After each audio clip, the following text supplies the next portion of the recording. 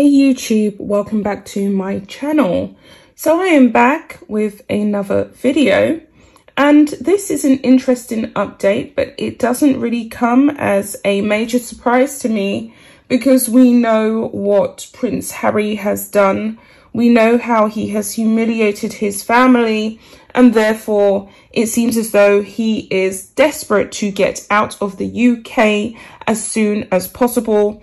He does not want to stand side by side with his brother because of the guilt. And that's generally what guilty people do, don't they? They try and run away from the scene of the crime. And we know he's only here because of the severity of the situation, because of the loss. But well and truly, I think that how he really felt about his grandfather was summarized with his initial first statement on the Archwell Foundation website. He was more concerned with his brand and his branding out in America than he was actually properly commemorating and giving his grandfather a heartfelt, real speech.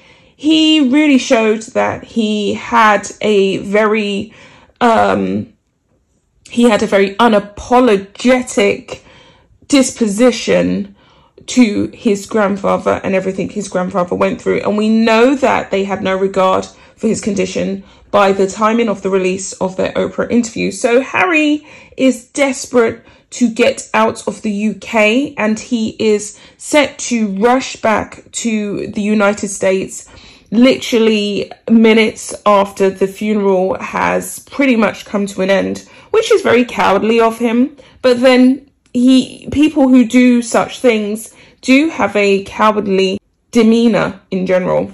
So I'm going to get into the article. I wouldn't want to be Harry at this period of time, at this point in time. I wouldn't want to be someone who has publicly caused my family so much pain and hurt and distress, which all came from absolutely nowhere. I would really like to know exactly what happened to Harry in his childhood. He's also lied about the fact that his father didn't interact with him as a young boy. He didn't ride with him on a bike, yet footage was seen and documented that he had in fact been taken on bike rides by Charles. I think Charles had a very loving connection with both of his boys in light of what happened to their mum. And Harry has lied about a lot of things, to be honest. So I'm going to get into this. Prince Harry will hurry back to be with his pregnant wife, Meghan, says an expert, and the Duke's funeral will not be the right time to address raw wounds of the Oprah interview. Harry will most likely hurry back to America as soon as he can to be with pregnant wife Meghan, who's due to give birth in June. After he flew to the UK for Philip's funeral, he's due to attend his grandfather, the Duke of Edinburgh's funeral on Saturday, but will be separated from his brother William. And of course, they do not want them breaking out in a fight during the funeral. And that's probably where their rift is at. It's probably so bad that they can't even look at each other. So it says here, with their cousin Peter Phillips in the middle, as they are rifting and haven't seen each other for more than a year. Royal commentator Russell Myers revealed on Lorraine that Harry is unlikely to stick around after the service, after Meghan was ordered not to fly by the doctor, and he will want to care for her. Okay, I mean, there's not a lot you can really do for a pregnant woman, for a heavily pregnant multi-millionaire woman. What is he going to do? Squeeze her feet? I mean, what's he going to do? Carry her into the bathroom? She's pregnant. It has been deemed as a condition, but it's not a condition. She's pregnant. She's sitting on a couch somewhere, wasting money, ordering some kind of designer bag, I imagine, or a designer maternity outfit. He just pretty much wants to get away from the scene of the crime as soon as possible. That's what we really all know it really is. So it continues on here. Host Raviner Sinai said, on Sunday, he could be free to go back to America. Do we know if he's going to stay on to build bridges, or is he going to go back? I believe the latter. I think that he's going to rush back. I really just do not see Harry having the balls to go over what he has done and the damage and pain he has caused. I think that he has been fully turned into what a lot of people view as a quite nasty character, a malicious character who has no regard for his family.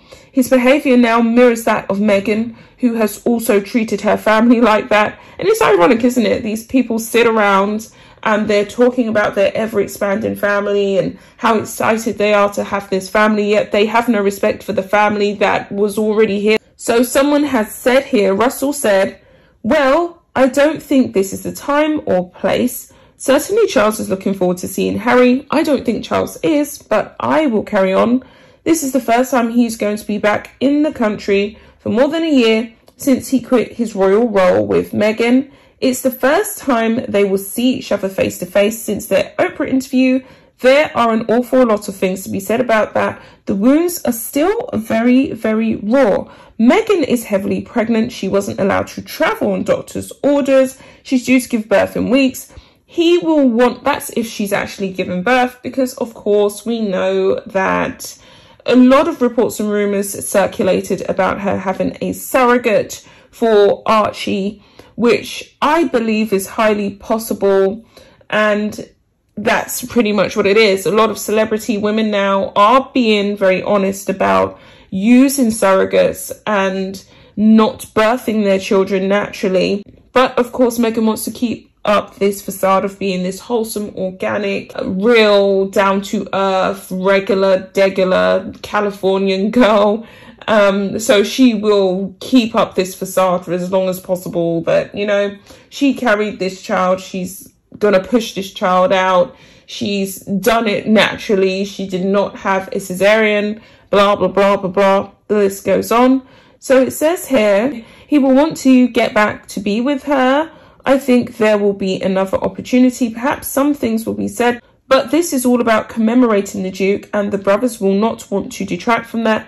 Discussing the guests who will be present at the pared down, socially distanced funeral, Russell explained, there are only 30 people. The Queen had quite a job to whittle it down, and as the Duke's wishes, some of his extended family have also been invited. Not Fergie, which probably isn't a surprise because he couldn't stand her. Eugenie and Beatrice will be there. We have some German relatives from the Duke, and someone has commented on the article and said, goodbye, do not forget to shut the door on your way out. Another person has said, this moving baby date is concerning. She won't exactly give a date, but I bet when it is born, it will coincide with Philip's birthday. Maybe the surrogate is not ready as yet. And as I said, there was a lot of speculation that Meghan Markle is pretty much going to have a surrogate or has a surrogate, and she did not naturally give birth to baby Archie. And more than likely, she is not going to be giving birth to this girl, as she's running around with a moon bump stuck and strapped to the front of her, which she's only had to really do twice. She's only had to do 2 moon bump photo shoots.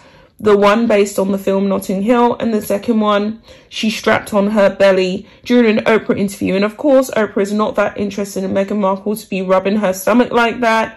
So she knew that she could comfortably get away with this. And then she's got this whole guise of, anyone who approaches me, anyone who touches me, anyone who takes a photo of me is exploiting my privacy and it's an act of racism. Stay away. Well, you know, we know Meghan Markle doesn't make new friends easily, and she certainly doesn't keep them. So she goes unchallenged with this whole surrogate thing.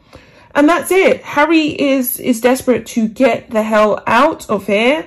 And I'm not surprised. I'm not surprised. It's very cowardly behaviour, but this is what Harry is. I'll be back with another video. Bye, guys.